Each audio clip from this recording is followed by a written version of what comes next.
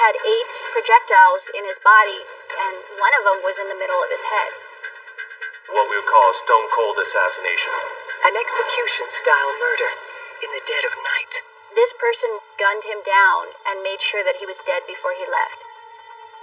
In my 20 years in law enforcement, I've never seen such a brutal murder. And nobody called 911 hearing gunshots. A man with many enemies and scorned exes. Some liked him, some didn't. It was a pretty rough breakup. She was very irate and yelling and causing a scene. There were notable run-ins that those two gentlemen had. The truth will be revealed. We have a love triangle, and one of these 3 is dead, and 2 of them are now together. I thought, this might be the person who committed this crime. Every day in North America, dozens of people are murdered. The key to solving the toughest of these homicides lies in the final 24 hours of the victim's life. To crack the case, detectives must reconstruct that critical timeline. The minutes and hours containing evidence that can help unlock the mystery and catch the killer.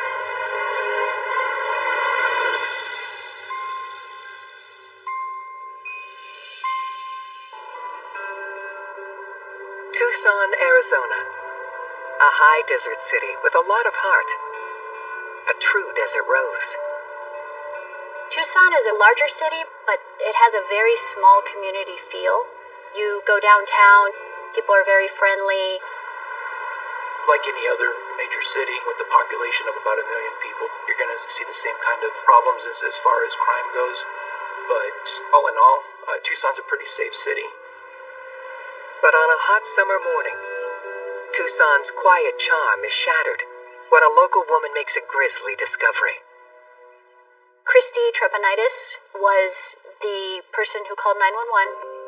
She just found her loved one murdered. 911, do you have an emergency? Yes, my fiance I think has been killed.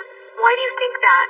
I just came to his house and it looked like there was bullet holes in the wall, and I just went up to the bedroom and he's just laying there and it looked like he has a bullet hole in his head. Okay. The victim is 45-year-old Nick Morales. Nick was a tough guy, a former United States Marine, served his country. He was really dedicated to his job at Marine Aerospace, and Nick didn't put up with any BS. Some liked him, some didn't.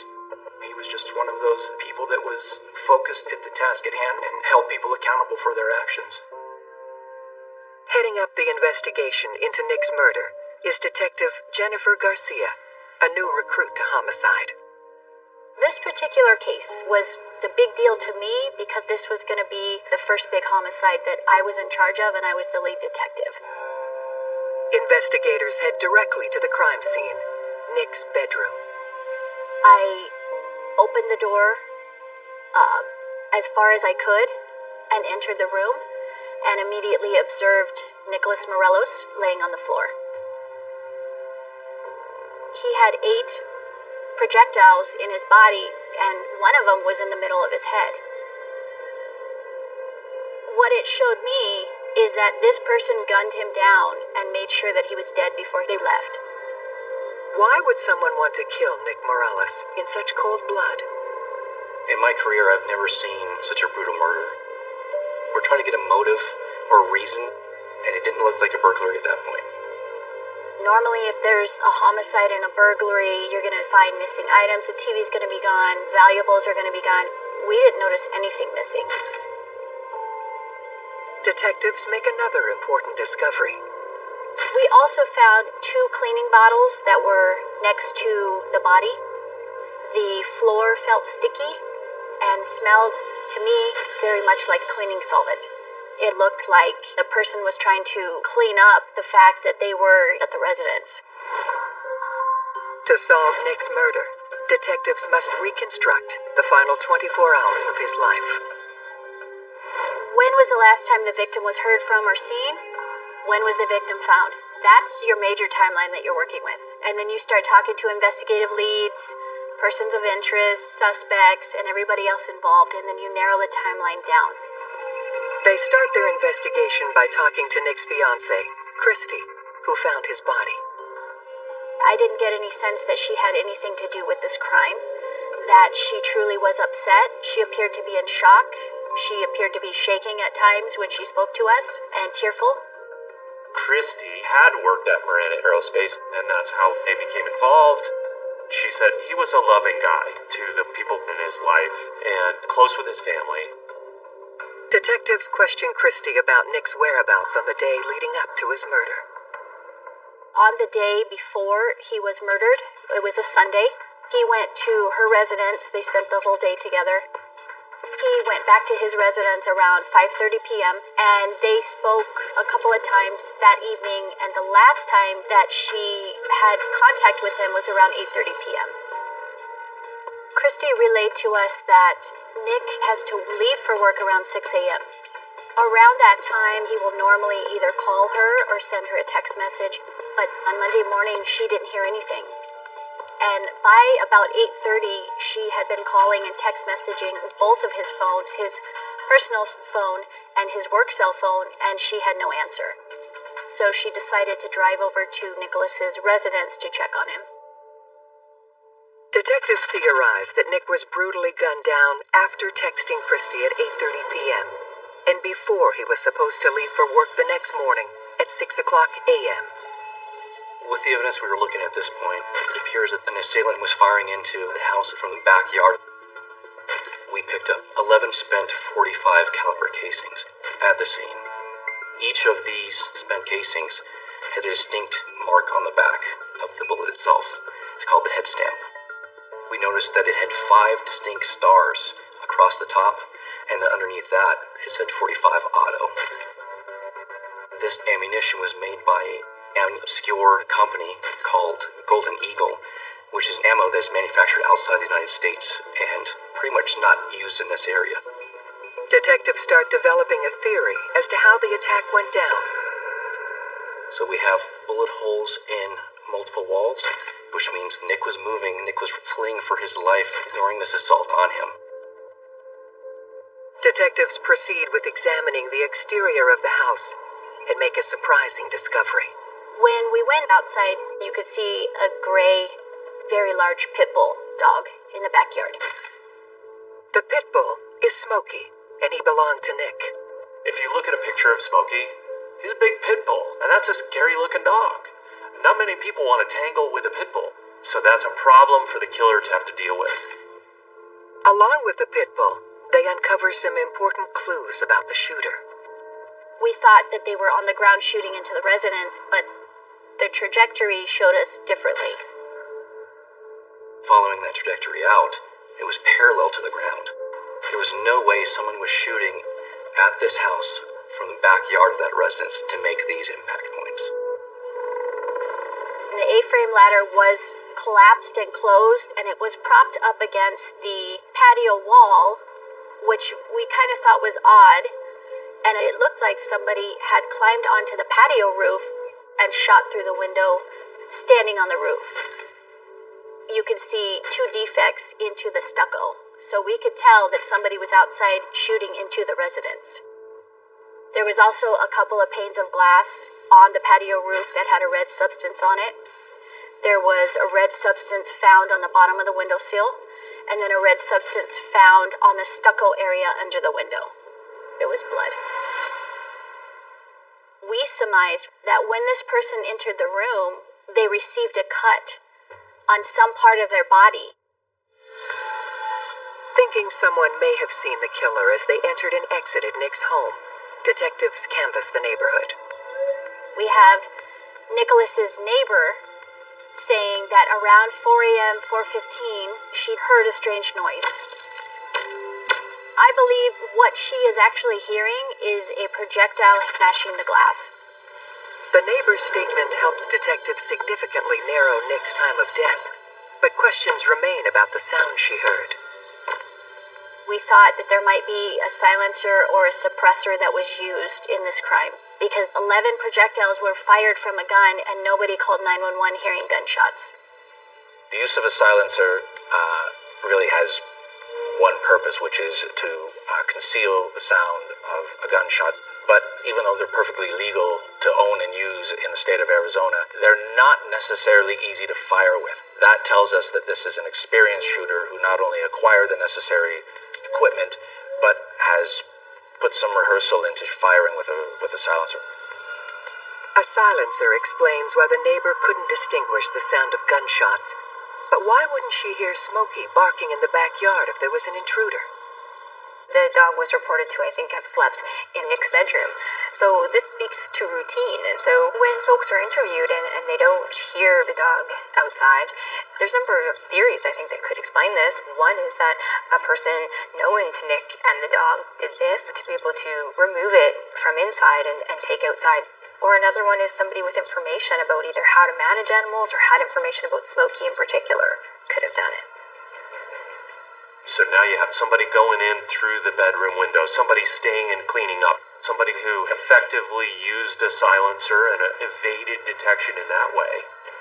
You could conclude that the killer was more sophisticated, what we would call a stone cold assassination, and probably somebody who knew Nick.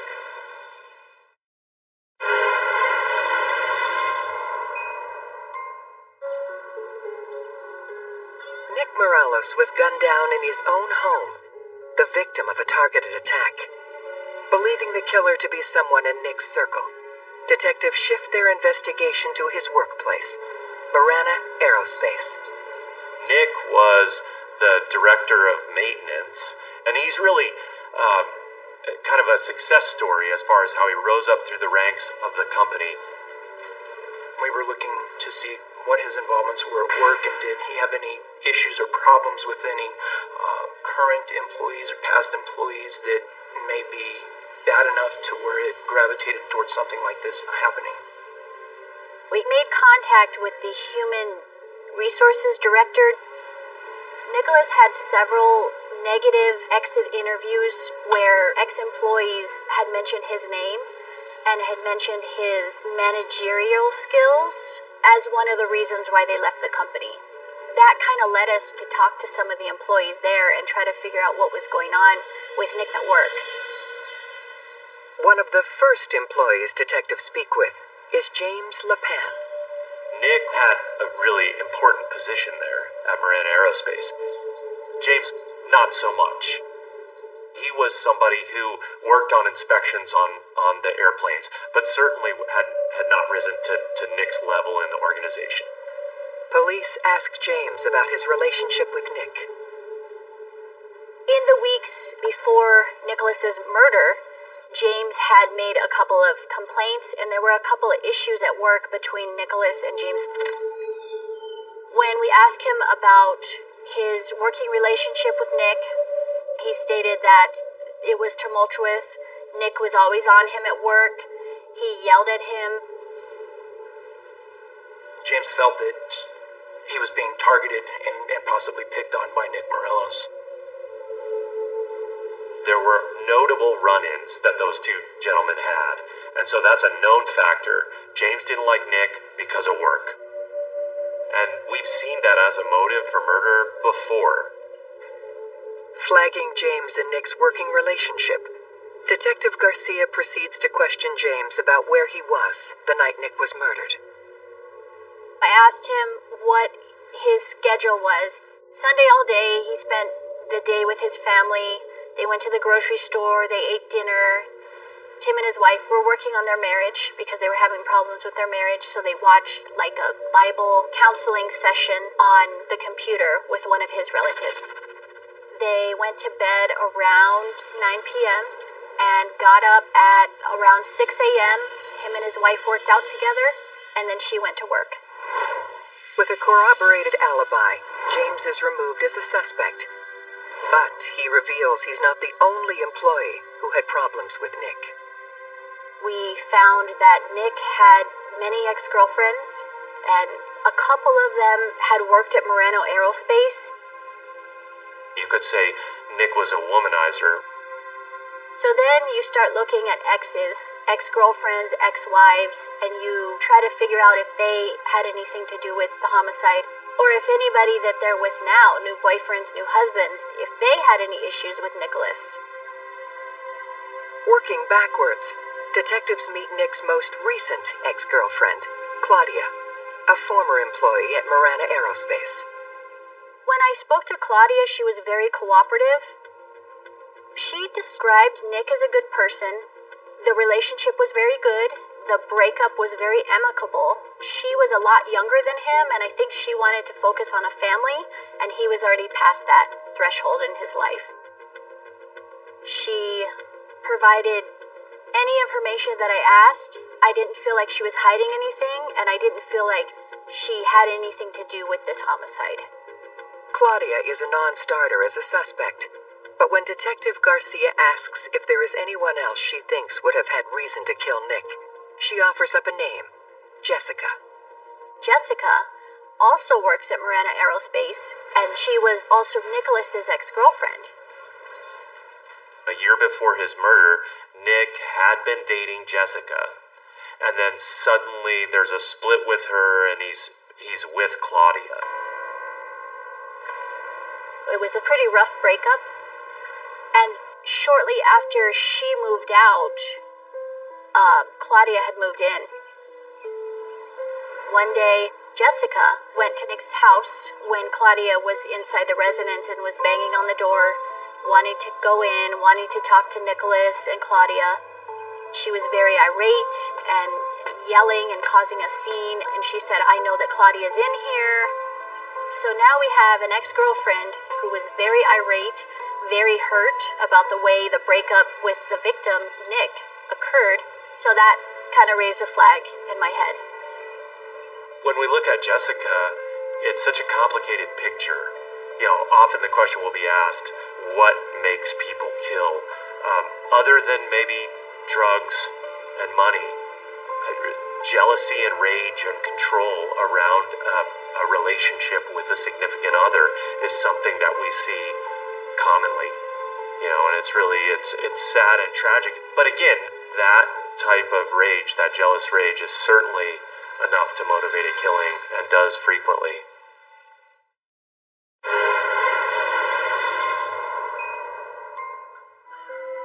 Detectives have zeroed in on Nick Morales' jealous ex-girlfriend Jessica as a suspect in his brutal murder.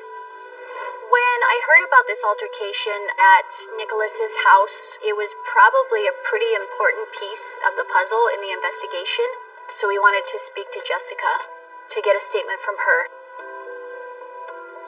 Me and Nick, we've been seeing each other for a while. Me and my kids actually moved in with him. We lived with him for a few months, up until we found out that he had been also seeing another girl, Claudia. He got caught making out with her in the break room. That next day is when he moved me and my kids out of his house. We didn't exactly end on good terms, but... Jessica never had a good word to say about Nick. She just really seemed burned up by the breakup. And so you have to pay attention to that when you've got his ex-girlfriend really kind of feeling hostile or venomous towards him. Detectives confront Jessica about the day she pounded on Nick's door. She was heartbroken. She was very upset that Claudia was in the house with Nick, and she had just been kicked out of the house. Jealousy can be a very powerful motive for murder. Even in most studies, it's consistently touted as being one of the top reasons why people kill other people. That being said, for me, envy is a bigger motivator. So envy is like jealousy. You covet what you can't have, but you also want to destroy it. And that, in my mind, makes a potential killer even more dangerous. Jessica has a motive for murder, but did she have the opportunity to kill Nick? What'd you do on Sunday? Me and my daughter went over to my mom's house. I'd say probably about 3. Okay. And then what time did you leave your mom's place? I don't know, it was probably at least 7. I went home and started watching a movie and I fell asleep. Okay. I think I had to be at work on 5 on Monday. But usually I get up 2 hours before I have to be at work, so I have time to take a shower and get ready, and then I have to take my dog out. She provided her phone for a forensic cell phone download, and answered any questions that we had. It turns out that the cell phone tower near Jessica's home was pinging between 7 p.m. and 5 a.m., confirming that she was at home and on the device this whole time. We know that she was nowhere near the crime scene. With Jessica's credible alibi and no hard evidence against her, detectives remove her as a suspect. They pursue another lead that they received from Nick's other ex-girlfriend, Claudia. Claudia had an ex-boyfriend named Justin. And Justin was a real concern. Claudia said that her and Justin were engaged and they broke up. She just told him that she's moving out and she moved in with Nick immediately, and he was very hurt and upset at that. As detectives dig deeper into Claudia's relationship with Justin, they uncover some troubling details. Claudia had things to say about Justin that make Justin seem pretty scary. He showed up on horseback on one occasion near her house, which she thought was scary because it meant that he was popping up there, and she was worried about almost like kind of a stalking element to that behavior. Another time, Claudia's driving along with Nick, and Justin sees them and follows them. And Claudia lets Nick know what is happening, and Nick stops the car to get out, and Justin just takes off. There was another time shortly after the murder where Justin had left her a note saying something along the lines of, "I heard what happened, I'm sorry," and he's talking about the homicide. "If you would like, I can buy you a drink sometime." So I thought that was odd. Either way, to murder someone and remove them under the pretext that this is going to allow you to move in on an ex-girlfriend and begin courting them and taking them out is, number one, obsessive, but rather delusional. Detectives also learn that Justin is an avid marksman. In this investigation, there was a pretty specific weapon involved, a .45 caliber handgun. And so when I spoke to Claudia, she had mentioned Justin had many guns. As detectives continue to put more of the pieces together, they come across a curious piece of information. Claudia had mentioned that it was almost to the day, a year prior to the homicide, she had broken off the relationship with Justin. So Justin has reason to be really upset with Nick, and, the year to the day element just seems strange. It's like a strange coincidence. We all know that in police work there are no coincidences, especially in murder investigations, especially in murders as seemingly organized as this one. So when they start to rack up in Justin's case, not surprisingly, he becomes the prime suspect. With evidence of a credible motive, Detective Garcia hauls Justin in for questioning. I'd like to talk to you about an investigation involving Claudia. I'm assuming this probably has to do with, your ex-boyfriend. I'm guessing we just heard about this, but is that what it's about? Who is her ex-boyfriend? I don't know. Okay. People lie to the police all the time. So when you go talk to somebody, you have a 50-50 chance that they're either telling you the truth or they're lying. And you just have to, through your investigative skills, by putting all the pieces together, you have to figure out if this person is being honest with you or not. Detective Garcia pushes Justin on how he's feeling about Claudia and the breakup 1 year later. I was pretty broken up about it for a long time, 10 months. And then it all just stopped. All the bad stopped. It was awesome. I don't, really believe in God or whatever, but I was like, dude, just in case, I prayed. I was like, thank you. At the time, it didn't seem like it bothered him anymore. And you gotta take that with a grain of salt. Is he really over it, or does he still have issues? I've certainly seen cases where someone's breakup can lead them to take desperate measures. When you're fueled by passion, heartbreak, betrayal, that can make you do irrational things. And if someone is so desperate that they want to get someone back, or they can't stand seeing their ex-lover with someone else, they're not thinking straight, and it can turn deadly. As the interrogation continues, Detective Garcia notices that Justin has a suspicious injury. When I was talking to him and looking at him, I observed some superficial linear scratches up his arm. The reason that that's interesting is because we know that when the first shots are fired, the killer is outside. He quickly moves in through the window, possibly cutting his arm badly in the process. And here we have a corresponding cut on Justin. I thought, this might be the person who committed this crime.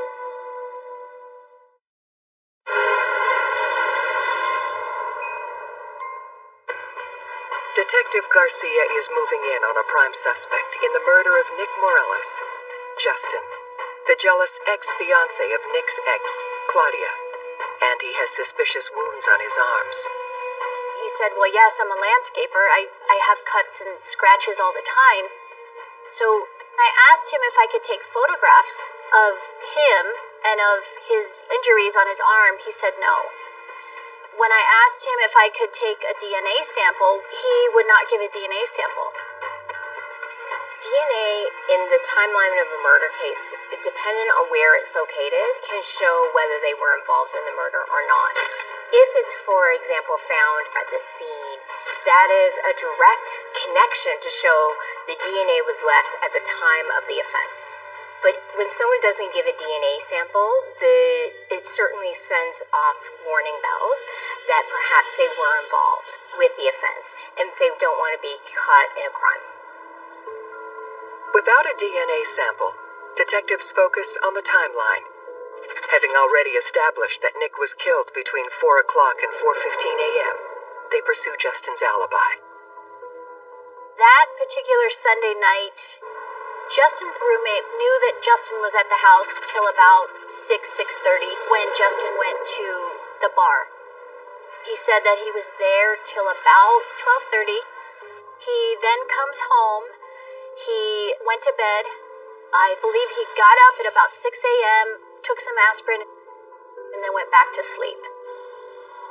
Justin's alibi appears to put him far away from the crime scene at the time of the murder, but Detective Garcia wants solid proof. We obtained video surveillance from the bar showing Justin at the bar all the way up until about midnight or 12:30. But then after that, to about the following morning, there was nobody able to corroborate his alibi. She's established a motive and opportunity, but Detective Garcia still needs physical evidence to connect Justin to the murder. We continued to talk to him for maybe half an hour. At the end of the conversation, he finally agreed to give a DNA sample. But when Justin's DNA sample is tested, the results come back negative for a match, and he is eliminated as a suspect. It's very hard because this was my first real investigation assigned to me, so I was pretty overwhelmed at the time, trying to make sure that I dotted all my I's, crossed all my T's, because all eyes were on me at that time. With no prime suspect, detectives return to Nick's workplace to hunt for more clues. They learn that Nick's ex-girlfriend, Jessica, is having an affair with co-worker James, who they had spoken to earlier in the investigation. There was rumors that Jessica was dating James LePan, so we have a series of women that had been in and out of Nick's house, a series of women that had been upset over breakups, and Jessica, being one of the women, now is linked to James LePan, who also had issues at work with Nick and filed the formal complaint. And so I started putting the pieces together, and I thought we might have something a little more here regarding James LePan and Jessica's relationship. We had what appeared to be a love triangle. We have James LePan, Nick Morales, and Jessica. And one of these three is dead. And two of them are now together. Detectives summon James to the station to question him about his connection to Jessica. He looked like a little boy that got in trouble and said, I did not tell you the truth. Me and Jessica were in a romantic relationship together, and This had been going on for a couple of months. In the time frame when James meets Jessica, James's wife is away. And James misrepresents to Jessica that his marriage is over and lets out the possibility that he and Jessica will get together and get married. But the fact is, Jessica had filled James' ears with complaints about Nick. So here we know two things. One, James hates Nick because of how he treats him at work. And then two, we have that James believes Nick has treated a woman that he loves inappropriately. So both of those could be motives for murder. While Detective Garcia assesses a possible motive, something unusual catches her eye. There was this huge gouge in his arm, and it was pretty deep as well. And so I asked him, may I take photos of your injuries? And may I take a DNA sample? And he said no to both. The killer got in through a broken window. You have James with a huge gash in his arm, clearly not treated medically. And then when James is asked to provide his DNA and he refuses, there's no question that any investigator is going to be highly suspicious of his involvement and is going to look more deeply into his activities. James claims the injury came from work, but Detective Garcia isn't buying his story.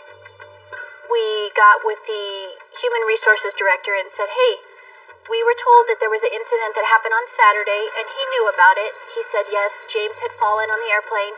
So we said, okay, can we see the airplane? So he walks us into the hangar, and he showed us how James fell into the access panel and how he had received scrapes on his legs when he fell, as well as maybe some superficial cuts on his arm. So on the airplane, right by the door, there's plastic panels. When you take those off, there is airplane insulation. James told us that that was all off. And there's metal pieces that are exposed called stringers.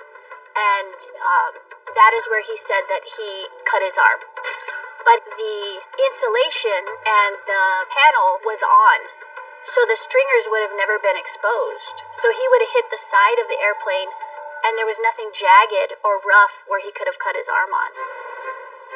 Based on this discovery at the airplane hangar, detectives get a search warrant for James LePan's home.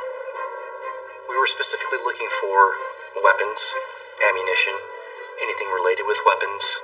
We were also hoping to find the weapon that was used to kill Nick Morales. We found 18 boxes of .45 caliber ammo with the 5-star stamp on it. And we found a gun box for a .45 caliber para-ordnance 1911 handgun. There was also a empty box for a silencer. That silencer fit the .45 caliber handgun. We also found a pair of blue pants that was tucked up high in his closet with bloodstains on it. Detectives send the casings out for ballistics testing, the pants to the lab to test the bloodstains, and get a warrant for James' DNA, hoping to catch him off guard on his drive to work. James left his residence very early in the morning. Somebody else was driving. We followed him for a couple of miles and eventually conducted a high-risk stop on James LePan. And the driver of the vehicle was Jessica. One of the things that's disturbing is that we've got Jessica riding with James LePan to work together days after Nick's murder. And so it raises some red flags in terms of what must have been going on in her head had she talked about the killing with James LePan. And was she involved from the very beginning?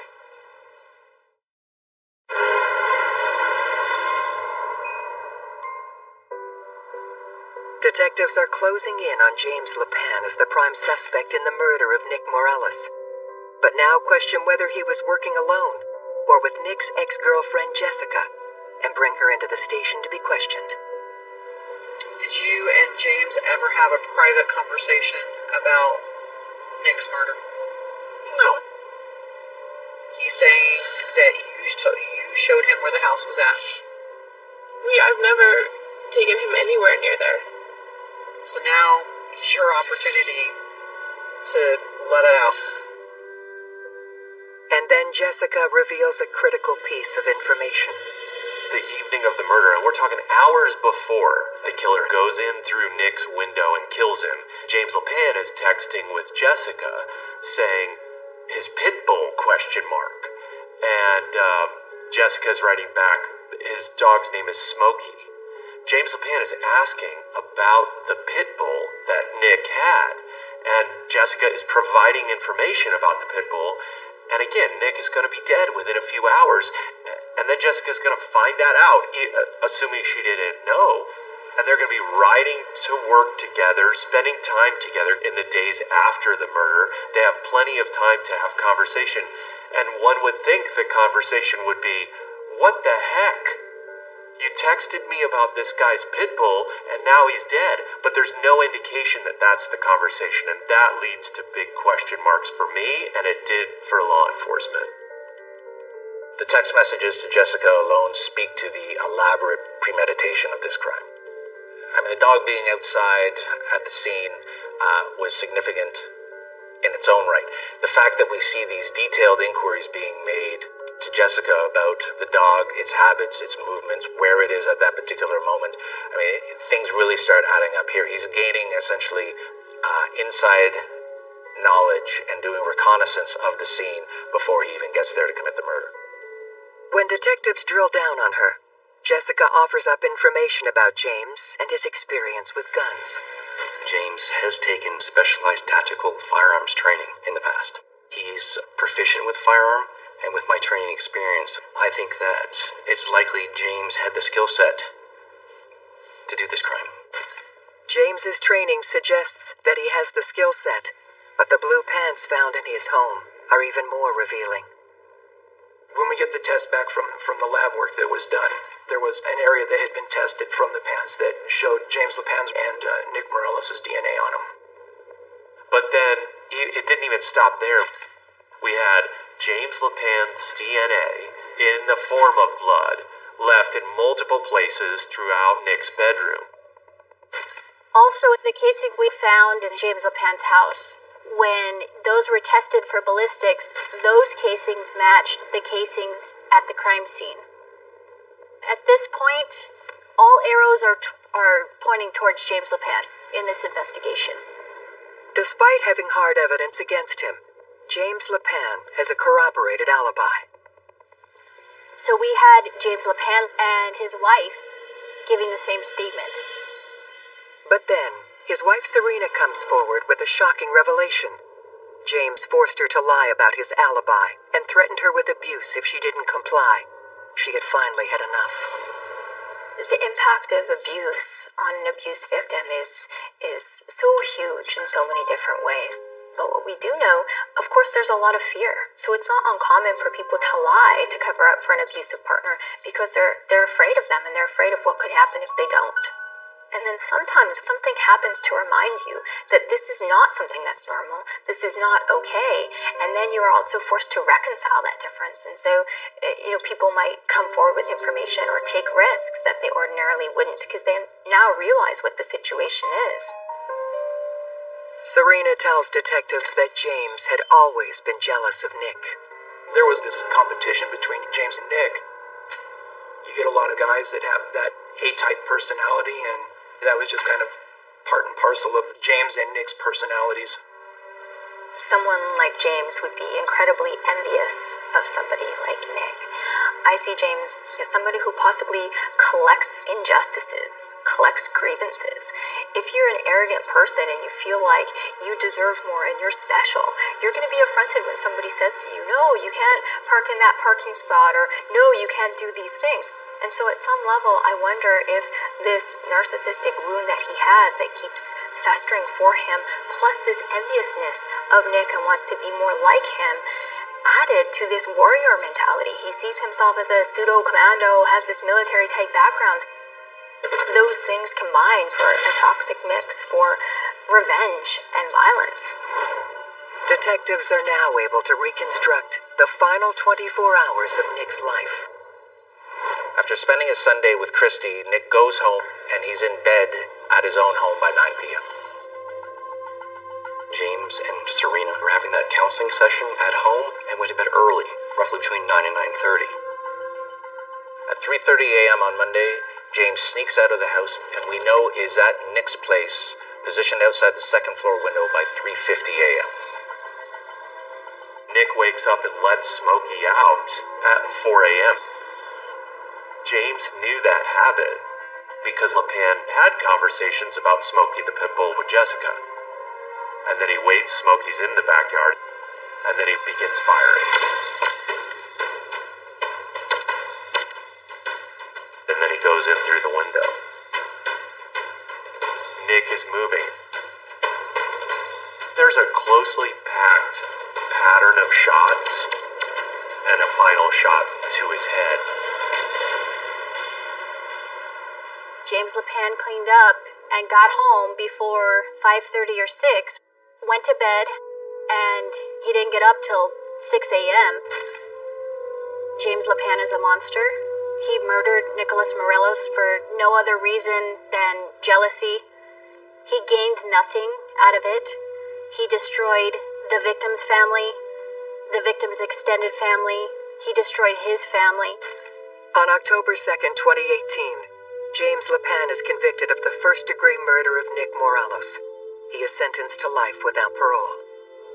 In my 20 years in law enforcement in Pima County, this is the only incident that I can think of where these military, paramilitary type of tactics were used to hunt someone down and kill them.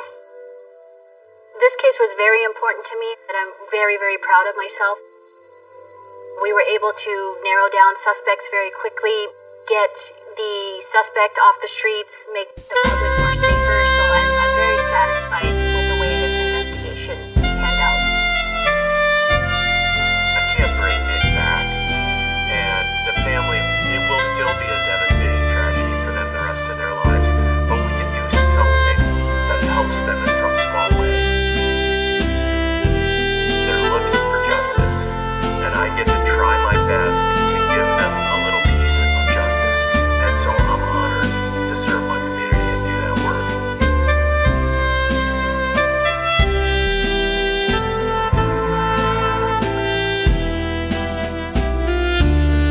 This wasn't a random event.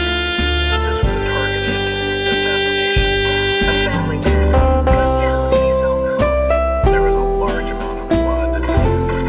Numerous bullet wounds to his torso and head. He was probably dead before he hit the floor. A laundry list of suspects with motive for murder. There was concern about the description of the shooter being very cliche, almost like a TV movie. He's a con man who goes by different names. So red flags are popping up all over the place. Risky business deals with shady operators. He inevitably got himself, in plain English, in over his head. The truth will be revealed.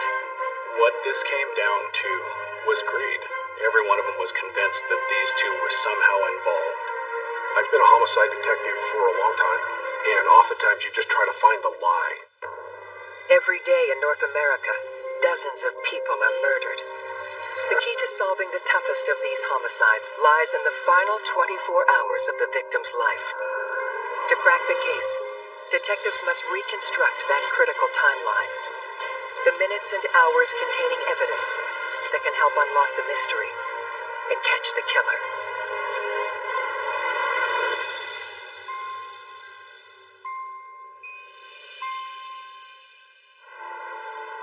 Spokane, Washington, an idyllic town nestled in the lush green mountains of the Pacific Northwest. Spokane is a city of approximately 300,000 people. It's surrounded by mountains and farm country. Beautiful, with a river running right through the middle of town.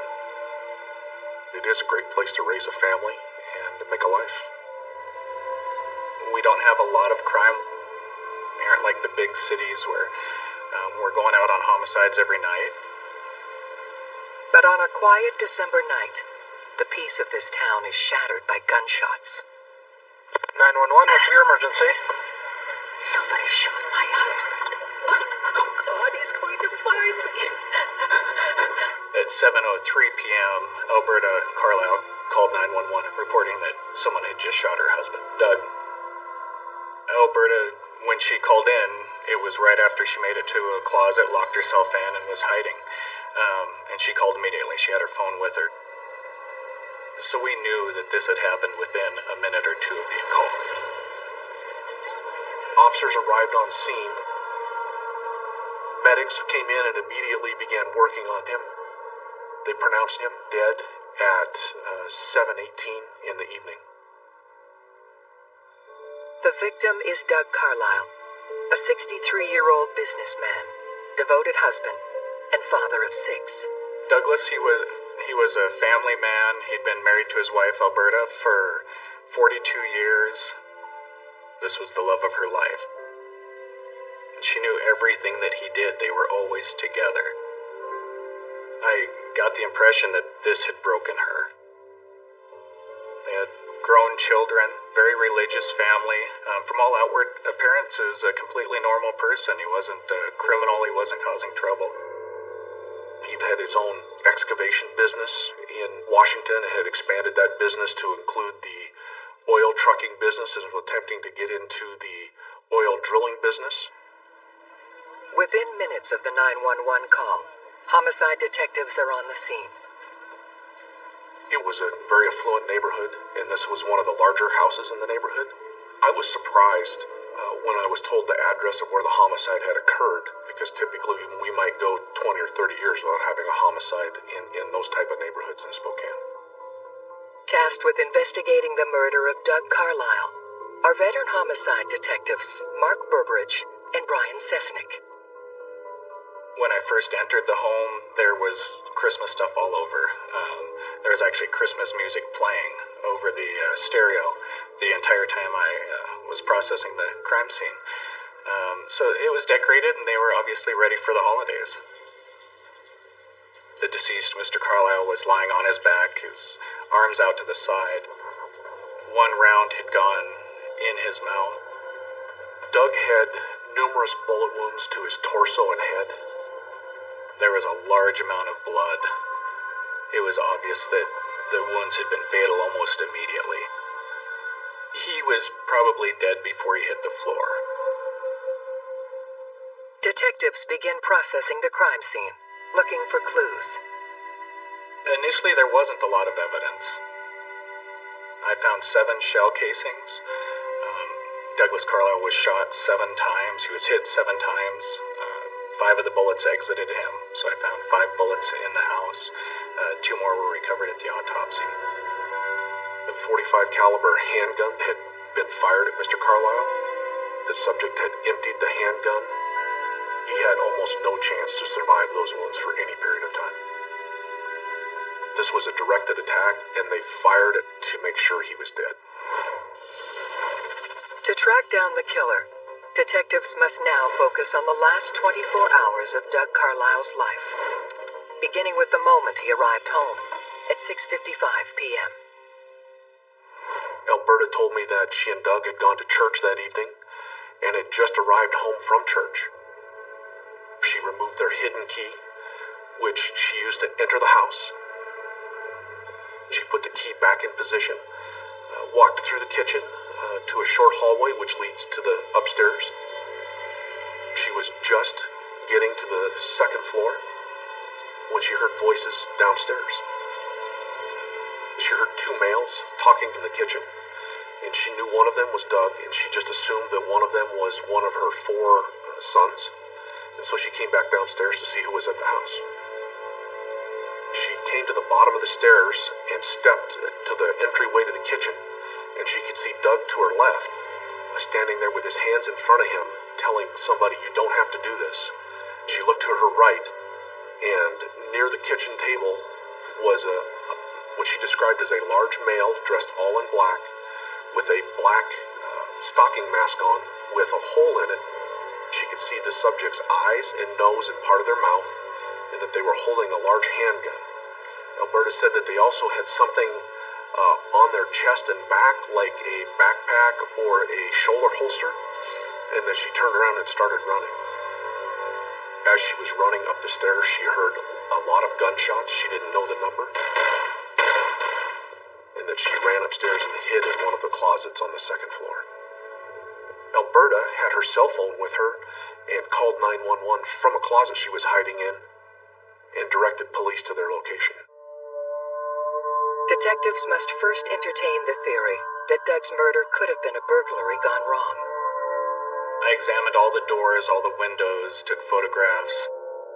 There was a spare key to the house that Alberta talked about. I found that it was still in the same location it had been, so there's nothing to indicate that anyone had broken into the house at all. I could find no sign that anything had been stolen or disturbed in the residence. Douglas Carlisle still had his wallet. He had cash on him, so it wasn't a robbery. I contacted a canine officer, and he showed me the path that his dog had tracked. Basically, it showed that the suspect had fled the back door of the residence, through some shrubs, over a small fence, and through the neighbor's backyard. It was cool out, but not frozen. There's some water in the neighbor's backyard, and you could see footprints in the mud. Just beyond the neighbor's backyard was a field where we located a glove. It was a tan-colored welding glove. Normally that wouldn't be a big deal, but there was some dew on the ground and leaves had fallen, and this appeared to be sitting on top of everything and was dry. So right away we thought this may have been dropped by our suspect as he fled the scene. It was strange enough that there was no way we were going to leave it. At a minimum, I was hoping to get a DNA sample from the glove that went to the shooter or someone that was at the scene who has been arrested before so that I can identify them by name. Our canine was able to track the suspect past a school. We were later able to get the video from the external cameras on that school, and we could see a grainy figure running down the street just a minute or so after the shooting, leading off into the darkness toward the hidden trail.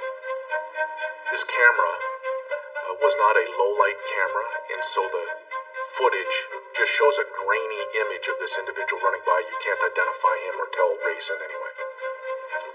After looking at the getaway route, taking into account the hedges, the hidden gate, and the kind of hidden trail that the shooter took to get away from the scene, I told Detective Sesnick that I believed this was a directed attack, specifically targeting Doug Carlisle, and I was very concerned.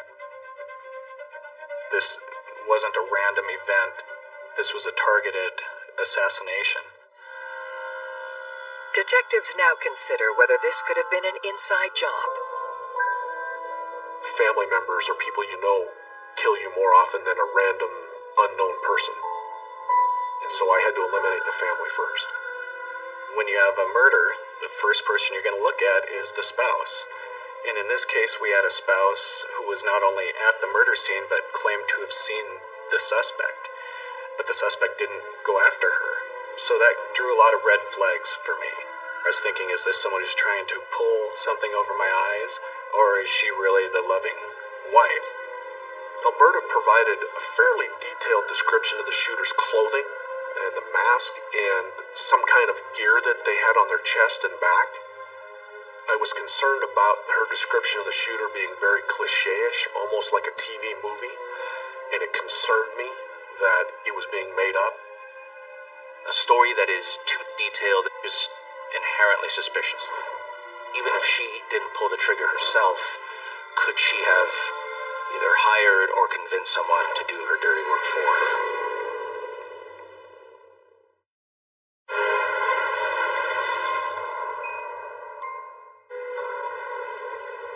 In the brutal murder of 63-year-old business and family man, Doug Carlisle, suspicion is swirling around his wife, Alberta. My first interview with Alberta Carlisle occurred at approximately 8:30 in the evening to 9 o'clock in the evening. The shooting had occurred around 6:30. Alberta Carlisle, she is different. I don't mean that in a bad way. I mean that when you're talking with her, there's a lot of religion that comes out. She would occasionally break down crying, and she'd want to pray and things like that. She's very emotional. And that comes across like she's faking it. So Alberta's reaction in her interview to revert to prayer and sort of these soliloquies and speaking to herself and to God is obviously suspicious and piques the curiosity of investigators. This could mean one of two things. This is a stress response where she's seeking some kind of solace through prayer, or it's a convenient tactic of avoidance and deflection. As a homicide detective, I've interviewed a lot of people who have had loved ones die from a murder. I've seen the whole gamut of emotion from that, from very stoic, almost non-emotion to hysterical crying. I try not to read a lot into that, but some of the things that Alberta said and some of her actions concerned me greatly. She didn't care about us processing the scene or getting evidence. Saying goodbye to Doug was more important to her than us catching the killer. Detectives question potential motives that Alberta would have to want her husband dead.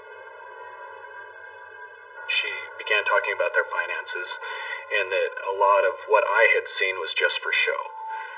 They didn't have $40 in the bank. They didn't have any life insurance. They didn't have medical insurance. I'd had a chance to go through his phone. There wasn't another woman on the side. She didn't have anyone on the side. Basically, every text message and call was, "I love you," back and forth between them. And so once I ruled out that there was a financial incentive for her to be involved, I really believed her when she talked about how in love they were and how things were going between them. Still grasping for a lead, detectives press Alberta to recall any details about the day of the murder that stand out as unusual. Alberta started telling me that she thought she had seen a van earlier in the night up in the neighborhood. One of the neighbors had called 911 a short time before the shooting, talking about a suspicious white van. About 5:45 in the afternoon, she had come home and noticed a white van parked in front of her house. It was in front of her driveway, and she immediately became concerned, thinking maybe someone had broken into her house. So instead of pulling into her home, she had driven around the block and noticed someone sitting in the driver's seat of the van. When this person noticed her watching, they drove off. A short time later, she looked out her window and the van was back, again parked in front of her house. So she called 911 to report a suspicious vehicle. Was the mysterious white van connected to Doug's murder? Looking for answers, police canvassed the Carlisle's neighborhood.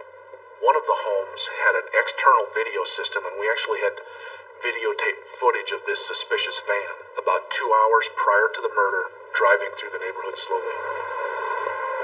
The van was unique in several ways in that it was an aftermarket extended van, and one of my detectives spent almost 2 weeks trying to identify specifically the make and model of that van. And in the state of Washington, we can run an all vehicles request. And so we requested all the vehicles in Spokane County and surrounding counties that match that van, and we came up with a list of 75. Though detectives believe they may have images of what could have been the getaway vehicle, they're no closer to knowing the identity of the killer. While I was talking with Alberta, obviously the big question in my mind is who would want your husband dead? And I asked her point blank, who are possible suspects? You've seen the person who shot him. Who else could be involved in this? And the only name that she ever mentioned was James Henriksen. Alberta told me that Doug was very afraid of James, who was one of his business partners, and that he had told her that if something happens to me, James did it. An investor and project developer in the burgeoning oil sector, Doug Carlisle had partnered with James Henriksen in a venture to extract oil in North Dakota. James was a businessman in North Dakota. He owned a trucking company hauling water and oil out on the oil leases of North Dakota. There's a lot of similarities between James and Doug. They both liked people to believe that they were rich. They both drove nice vehicles, had nice houses, liked to show it off, liked to pretend that they had a lot of money. And the fact is, neither of them did. Both were living well beyond their means. Detectives reach out to the Carlisle children, hoping they can shed more light on the relationship between Doug and James. Every one of them was convinced that James was somehow involved in this murder, and that it had to do with the fact that their dad and James Henriksen were not getting along, and their business was going south. Doug's eldest son reveals that the animosity between Doug and James had reached a fever pitch in the days prior to his murder. Doug and James Henriksen got into a verbal argument about the finances of the company. James Henriksen was demanding his investment back. It was a significant sum of money, over $400,000 they were arguing about, and Doug Carlisle was refusing to pay him back that money. He was concerned enough for their father's well-being that they gave him a handgun that belonged to them so he could carry it for his safety. It is not uncommon for people that are potentially going to lose large sums of money based on either fraud, theft, or just bad business to resort to murder, either to recover their money or just to get even or pay the person back for costing them their money. In my experience, I've seen people kill people over $50, so hundreds of thousands of dollars is certainly something that someone might kill somebody over. As the cliche goes, follow the money.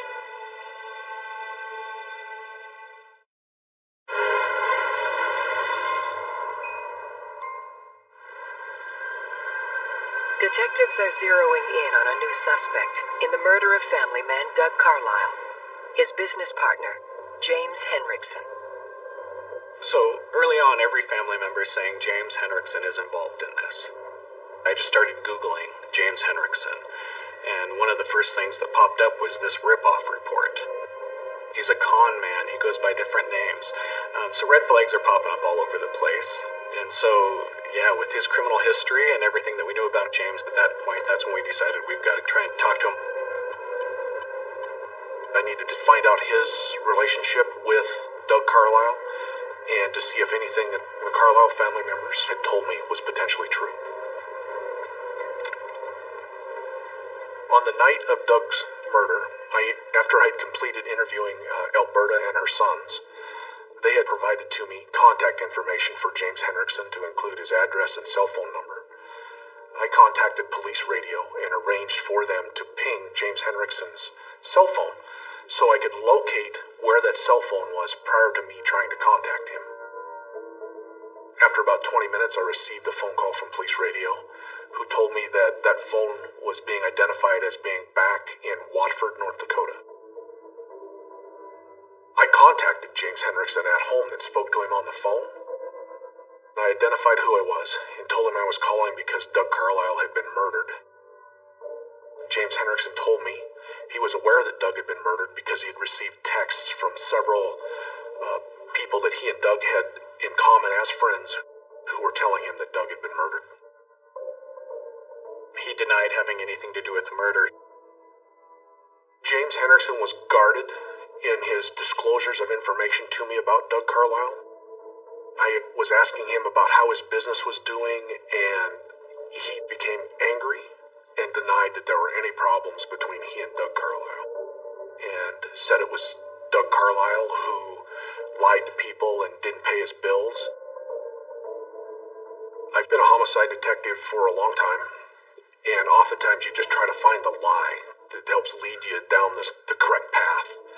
And in this case, I either had the Carlisle family was lying or I had James Henriksen that was lying, and now I had to find evidence to bolster which side was telling the truth. While I was speaking with James on the phone, I wasn't comfortable that he was actually in North Dakota. In this day and age with cell phones, you can forward another cell phone to another cell phone or to a hard line at some residence. So he could have been in Spokane talking to me on a phone that was actually pinging off of a cell tower in North Dakota, and I wouldn't know that. Cell phones are a really interesting investigative tool. The use of tower pings can essentially leave a trail of breadcrumbs confirming where a person has been or has gone. At the same time, a very calculating suspect could put a phone in a car, leave a phone on a subway, or send their phone with somebody else in order to lead investigators into a completely different area. In essence, a phone could be used to fabricate an alibi. I later completed search warrants to get complete phone information from his phone, because if you get the actual background information, it will show whether that phone was being forwarded or not, or the actual physical location of that phone. And I was able to determine that it was not forwarded and was actually in North Dakota, 1,000 miles away from Doug's murder. That told me that he was not the murderer. At that point, we didn't have any concrete evidence. We didn't have anything linking him to the scene. Unable to put James at the crime scene, detectives ask him who might be angry enough to want Doug dead. He told me that over the years, Doug, in his contracting business, had been sued a lot of times and had done a lot of shady deals, and there might be a lot of people that were mad at him that might be willing to hurt him. Mr. Carlisle had 31 liens against him, so there were a lot of people that were upset with him and that would have a reason to murder him. Detectives dig deeper into Doug's business dealings and discover a desperate man hell-bent on success. Doug borrowed $150,000 from his son Shane. Doug was promising investors 100% return on their money in 90 days or 6 months, depending on who the investor was, which was ridiculous. Every dime that he had been invested in the business, and they were not bringing any money in. The business was hundreds of thousands of dollars in debt. There were IOUs outstanding. They'd taken loans from people up to $400,000 and promised repayment. Those had come past due, so people were upset wanting their money back. He was in dire financial straits. He had contacted a middleman in the Middle East who was reportedly involved in finding investors for oil companies. This individual charged Mr. Carlisle $90,000 for the right to apply for an investment loan. This was pure fraud, and this individual had no intent of conducting any true business with Mr. Carlisle, so Mr. Carlisle lost everybody's money again and didn't further this business. Risky business deals with shady operators. Doug got himself, in plain English, in over his head. I was going to have to expand the pool of possible suspects to everybody that was involved in lawsuits against him.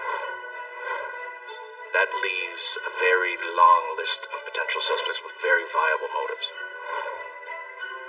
Money is more than just dollars and cents.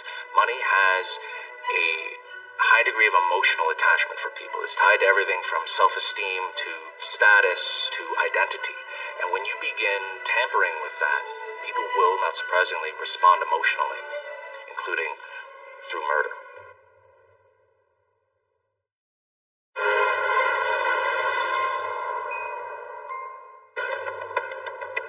In the face of so many suspects, with the motive to want Doug Carlisle dead, detectives reach out to the media looking for new leads. I had put out a request in the media for persons that knew Doug Carlisle or James Henriksen to contact us if they'd had business dealings with them. Out of the blue, about a week after Doug's murder, an individual by the name of Robert DeLeo contacted me at the police station and said that he'd had business dealings with both James Henriksen and Doug Carlisle and was willing to speak with me. Robert DeLeo is a very smooth-talking guy. But he's a gang member. He'd been involved in a murder. He is involved in large quantities of drugs. And he'd been to prisons numerous times. He denied having anything to do with the murder. He denied that James had anything to do with the murder. But he felt that he needed to come in and let us know his relationship. Suspicious of DeLeo's motive for coming forward, investigators question him about his whereabouts when Doug Carlisle was killed. He told us he was in North Dakota at the time of the murder. We checked phone records, we checked GPS records, and we confirmed he was in North Dakota, which is what his girlfriend told us. Mr. DeLeo was insistent he knew nothing about the murders, and in fact he took a polygraph the next day. And Mr. DeLeo pass that polygraph. Despite DeLeo's alibi and polygraph, something just doesn't sit right with detectives. I thought it was very odd that Mr. DeLeo came forward just to provide information that he knew Doug Carlisle or James Henriksen. Psychologically speaking, I think there might be a number of reasons why somebody would want to insert themselves into an investigation. One reason might be, I want to get close to the investigation. I want to control it. I want to know what's going on.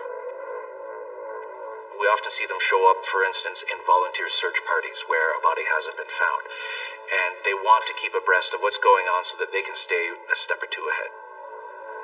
Also times, people when they have a criminal history are sometimes impulsive. They don't necessarily have the best judgment, and sometimes they make decisions that are ill-advisable. Sometimes they do this because they're arrogant. After Mr. DeLeo left my interview room, I began working on a search warrant to include his cell phone, who they had been calling and texting, to try to create some kind of a connection between Mr. DeLeo, Mr. Henriksen, and anybody that might be involved in this murder. Investigators then make a shocking discovery: that James Henriksen shared a similar criminal past with Robert DeLeo. Robert DeLeo was James Henriksen's right-hand man. They had worked out in the same gym together, and then a couple months later ended up in jail together, ended up being cellmates. While sitting in jail, Henriksen told Robert DeLeo about his business ventures and his dreams of striking it rich in North Dakota, and told him, when you get out of jail, get a hold of me, I got a job for you. But what was that job? Looking for answers, investigators do a deep dive into James Henriksen's partnership with Doug Carlisle.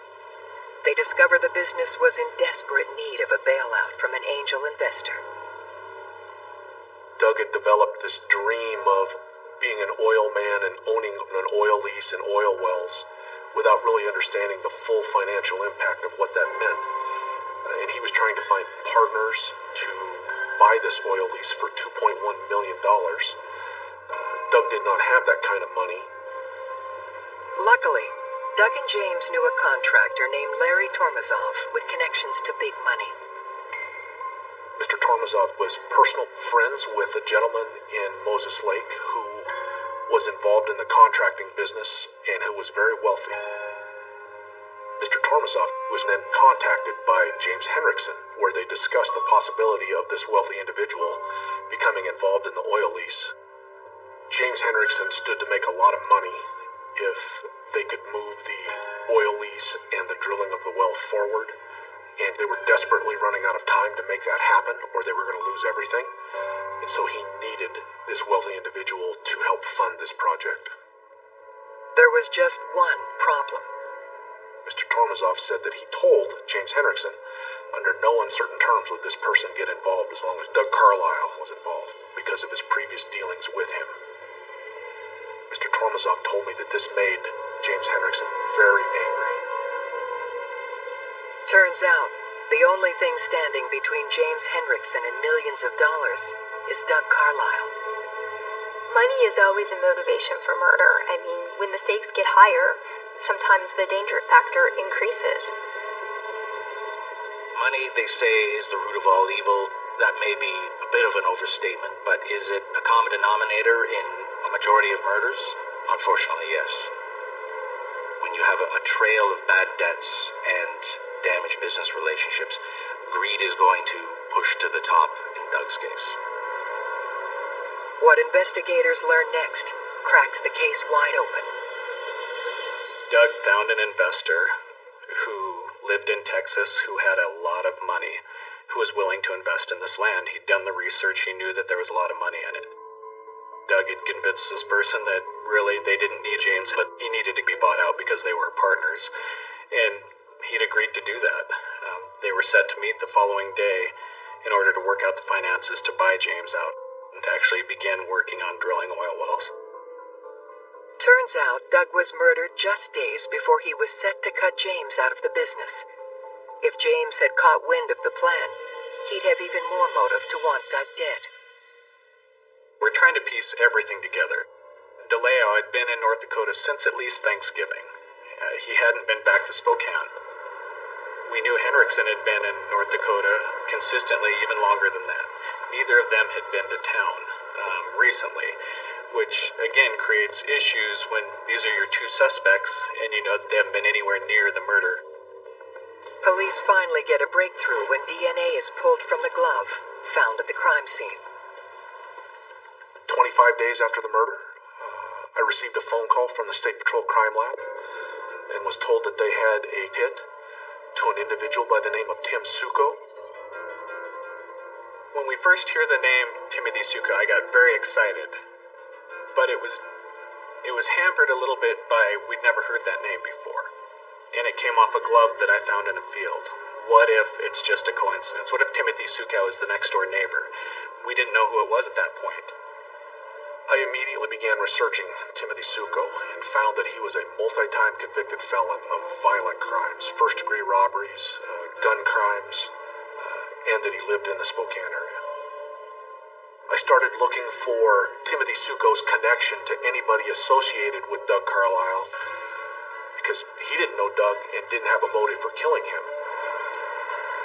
Knowing there's a small crime world in Spokane, detectives start piecing together a potential conspiracy to commit murder.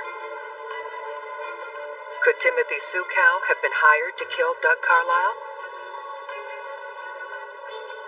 Robert DeLeo was also a true bad guy in Spokane. He comes across as very gregarious and friendly, but he's dangerous.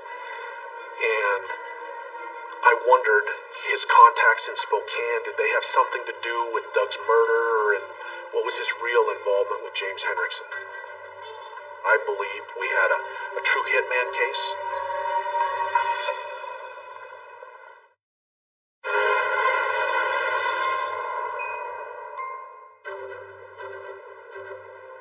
Investigators now theorize James Henriksen masterminded the murder of Doug Carlisle by hiring Robert DeLeo to contract out the job to local criminal Timothy Suko. Murder-for-hire schemes are, fortunately, fairly rare. Most people act impulsively and do their own dirty work. Whoever's concocted this murderous scheme simply doesn't want to get their hands dirty or wants to leave themselves an alibi. So you're essentially looking for an absolute stranger who committed the murder for some kind of payoff. The key to finding them in that case is to find the person who did have the motive and ideally linking them to the killer. So the first thing we do is try and connect Timothy Suko to James Henriksen and Robert DeLeo, but he doesn't connect to any of them. Detectives place Timothy Suko on 24-hour undercover surveillance. We began following Timothy Suko around, trying to find out everything we can about him. We find out that he works for an asbestos removal company in the Spokane Valley. As we start looking at the company, we see some vans parked out front. One of them, which looks exactly like the van that had been described to us at the crime scene. I checked our list of 75 vehicles that we received from the state of Washington as potential owners of those suspect vehicles, and that asbestos removal company was listed as an owner of one of those matching vans. I had undercover detectives go out and view that van, and that van had some very unique identifying marks on it, which exactly matched the van at the crime scene. I was very certain that this was the vehicle used in the murder of Doug Carlisle. While the evidence connecting Timothy Suko to the crime scene is strong, it's not enough to charge him with Doug Carlisle's murder. We began diving into cell phone records. We began looking at towers. Timothy Suko had left his cell phone at home because he didn't want to be tracked. He knew a little bit about how police worked. His driver got bored and turned his phone back on and was playing on the phone while he was waiting. So we were able to place the van and the driver at the scene for about 2 hours beforehand. With the evidence now stacked against him, Timothy Suko is arrested for the murder of Doug Carlisle. Not only do we have DNA linking this person there, we find no other reason for him to be in that area, and now we have our van that was used as the getaway van. So we start putting everything together and we bring him in. On the night I arrested Mr. Suko, he was in denial, refused to speak with me, and in fact, he fell asleep on the interview room table.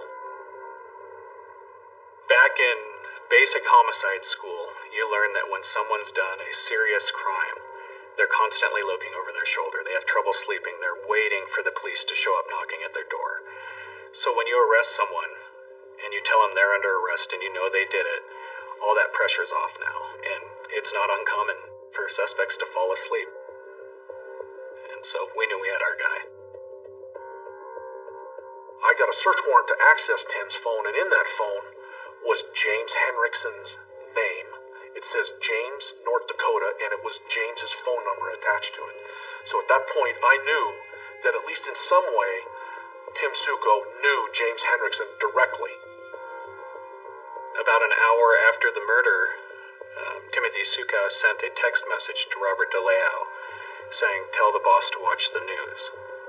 This was obviously letting Henriksen know that he had carried out the murder. At this point in the investigation, I've got an overwhelming amount of evidence that's pointing toward Mr. DeLeo and Mr. Henriksen's involvement in Mr. Carlisle's murder. Detectives haul Robert DeLeo into the station for questioning. I told Mr. DeLeo, you know the game. First to the table gets the best deal. And he was trying to beat Mr. Suko to the table to provide information. Ultimately, DeLeo admitted to brokering the murder of Doug Carlisle for James Henriksen. With the confession that James Henriksen was responsible for the hit on Doug Carlisle, detectives are able to piece together his final 24 hours. Timothy Suko had been at the house for a couple hours, waiting for the Carlisles to return home. They'd been at a church function that began at about 5 o'clock. They drove home, parked their car probably about 6:55 in the evening. They entered the residence. Alberta started up the stairs when she heard voices in the house. So she came back downstairs to see who was there. She actually saw the shooter and saw him with a gun. At 7:02, Timothy Suko shot Doug Carlisle 7 times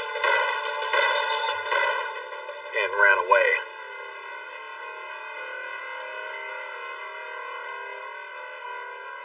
At 7:03 p.m., Alberta Carlisle called 911, reporting that someone had just shot her husband.